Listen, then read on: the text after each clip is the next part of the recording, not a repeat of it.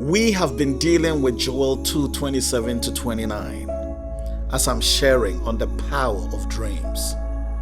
And in the previous series, I talked about the fact that God says to his people in Joel 2:27 that I am about to prove myself in the midst of my people so that they will not be ashamed. How was he going to do that?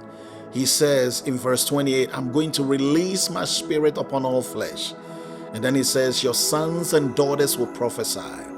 Your old men will dream dreams, and your young men will see visions. I don't want to touch on your sons and daughters. I don't want to touch on the young men, but I want to zero in on the old men. What does it mean to be an old man of Zion? Are we talking about age? Or we are talking about experience, encounters, and maturity in God? If that is the case, then you cannot place age on this old man. Even though age comes with an experience, I'm not debunking that fact. Because by virtue of you living and growing, there are things that you will come to know, and there are things that you will experience. However, when it comes to the dream world, if you compare somebody like Pharaoh with Joseph, you might understand that Joseph was a little younger than Pharaoh. However, because he was an old man in the spirit, Joseph was able to interpret the dream that the older man, Pharaoh, had had. So let's look at something here. The prophet Joel said, the ability to dream dreams will rest on old men. Then it is imperative to look at who these old men are.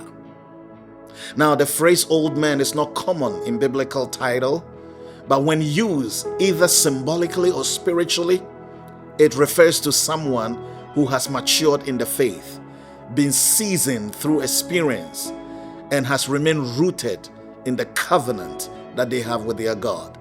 So in my opinion, one of the descriptions we will give to these old men will be that they are mature in their faith. Age in years may apply, but more importantly, it speaks of spiritual maturity. The second thing I see with these old men, that they are the keepers of faith and covenant. The Bible says in Psalm 71 verse 18, even when I'm old and gray, do not forsake me, my God, till I declare your power to the next generation. David says, it is incumbent upon me to hand the baton to the next generation. That tells me that an old man in the spirit is not just a mature elder in the faith, but also a keeper of the faith. And then lastly, one of the descriptions that defines who an old man is a man of prayer and wisdom. The Bible declares in Lamentations 5:14, the elders have ceased gathering at the gate, and the young men from their music.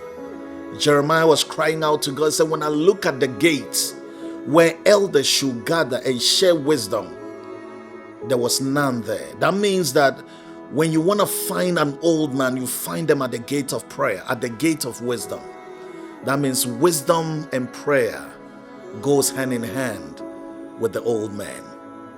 Now, having known this, the question is, are you mature? Are you a keeper of the faith? And are you a man or woman of prayer? If that is the case, then this series is for you, because you're about to understand why the dream world is open to you. Stay tuned.